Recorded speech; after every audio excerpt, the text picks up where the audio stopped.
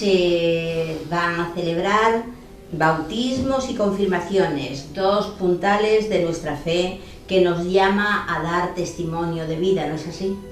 Ciertamente, bautismo, confirmación, son los sacramentos que nos dan paso a la comunidad cristiana, a la vida cristiana, centrada en la Eucaristía, los que nos hacen hijos de Dios, testigos de Jesús, de su mensaje, de la bondad de Dios en el mundo, y por eso pues es la fuente de la vida cristiana, de la vida personal, de nuestra relación y de nuestra inserción en la comunidad cristiana, en la vida sacramental, y también nuestras relaciones con los no cristianos, nuestra preocupación por el bien de los demás, por la paz, por la felicidad, por la fe, para que todos conozcan esta promesa de vida, este tesoro de vida que tenemos en Jesús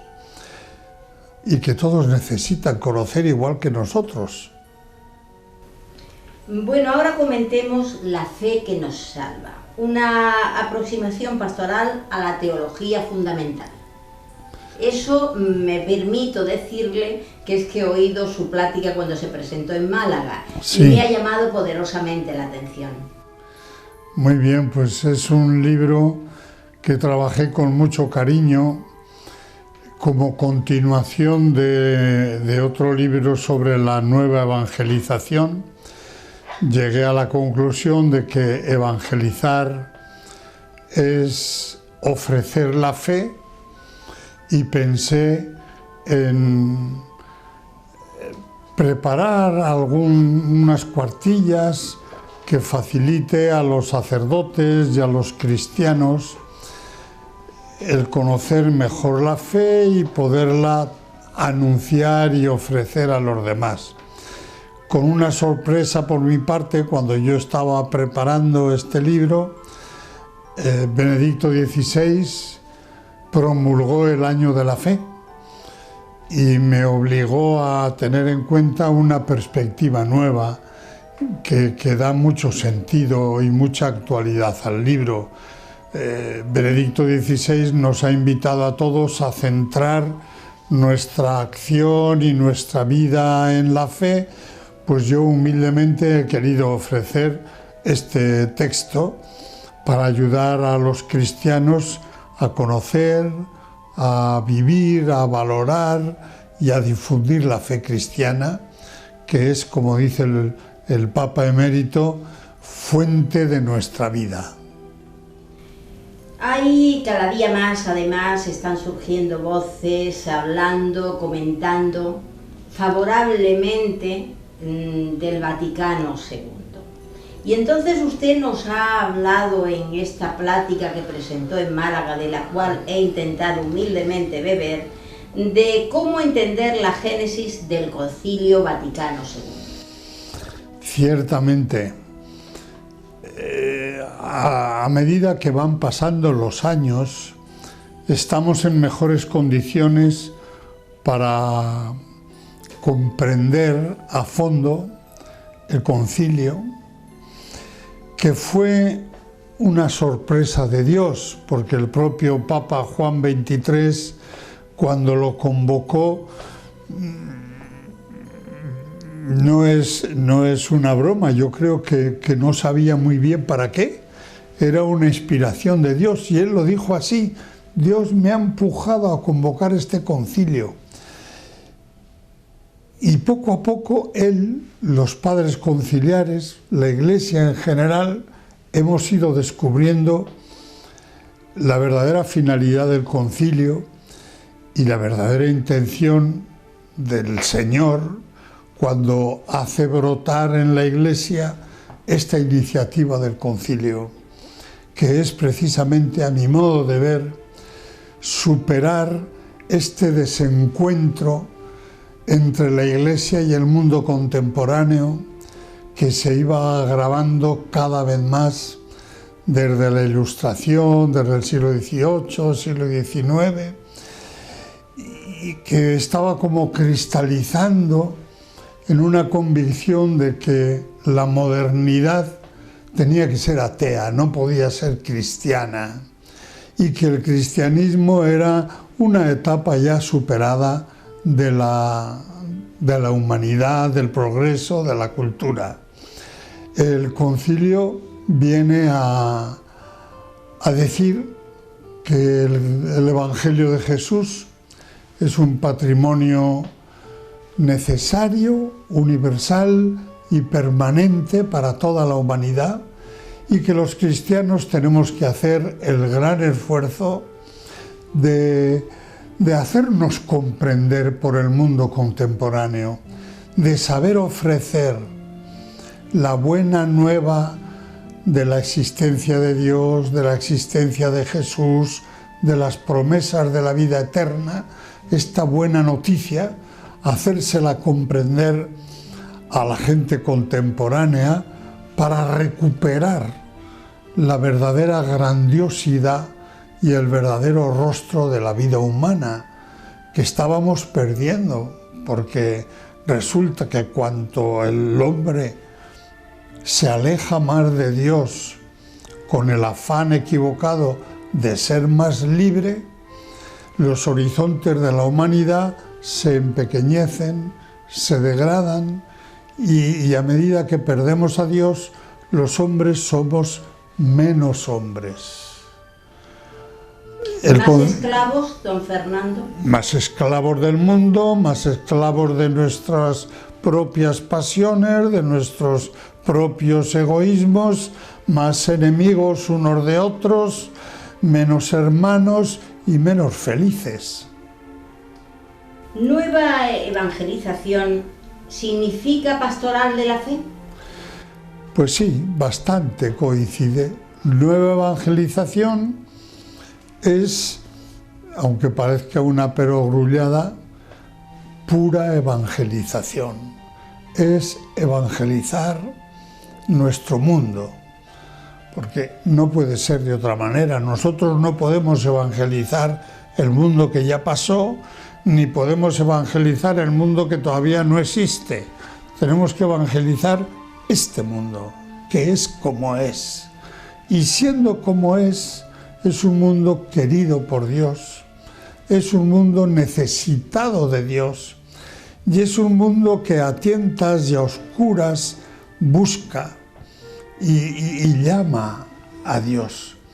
Evangelizar es sencillamente acercarnos a la gente de hoy que no cree en Dios, que ha perdido la confianza en la Iglesia, y decirle, independientemente de nosotros, de que tenga simpatía o no tenga simpatía, nosotros tenemos este tesoro que te ofrecemos: el conocimiento de la historia de Jesús, el conocimiento del mensaje de Jesús, como un mensaje de descubrimiento de la verdadera humanidad.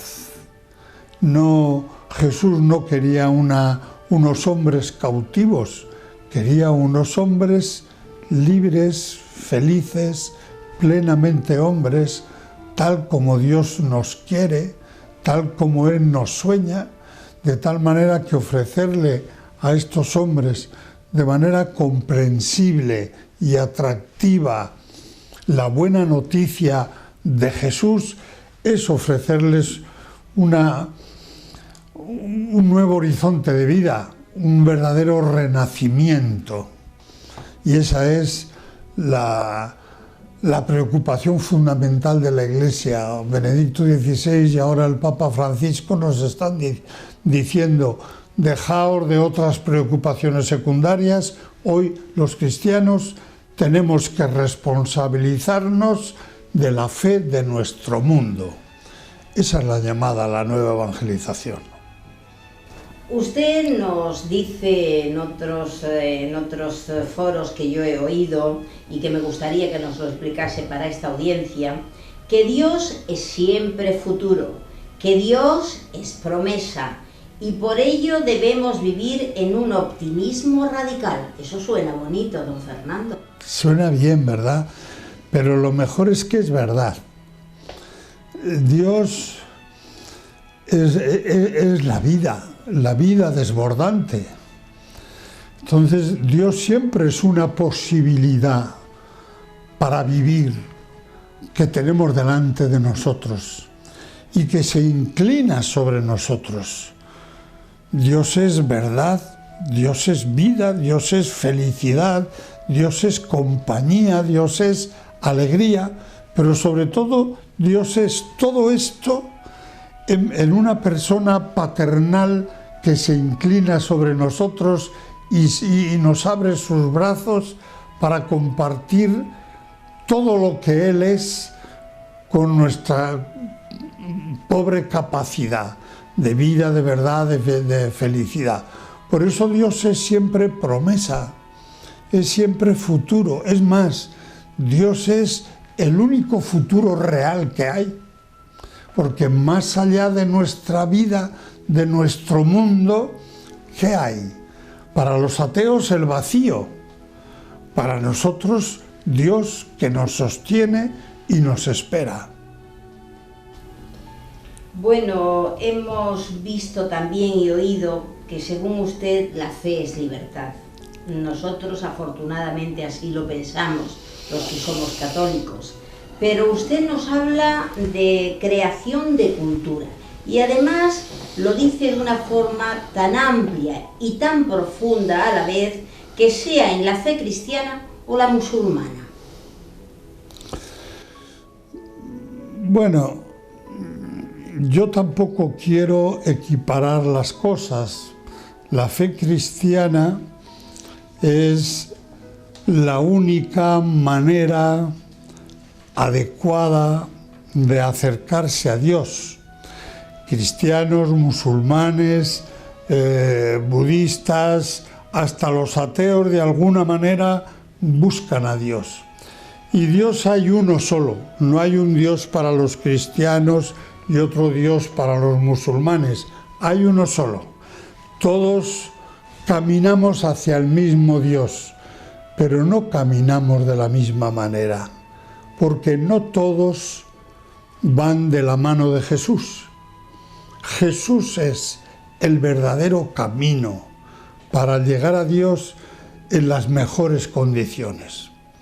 Con Jesús conocemos mejor a Dios, estamos más seguros de su bondad, tenemos la ayuda, la compañía de la Iglesia, de los sacramentos, y por lo tanto nos resulta mucho más fácil acercarnos a Dios y disfrutar ya de Dios en este mundo.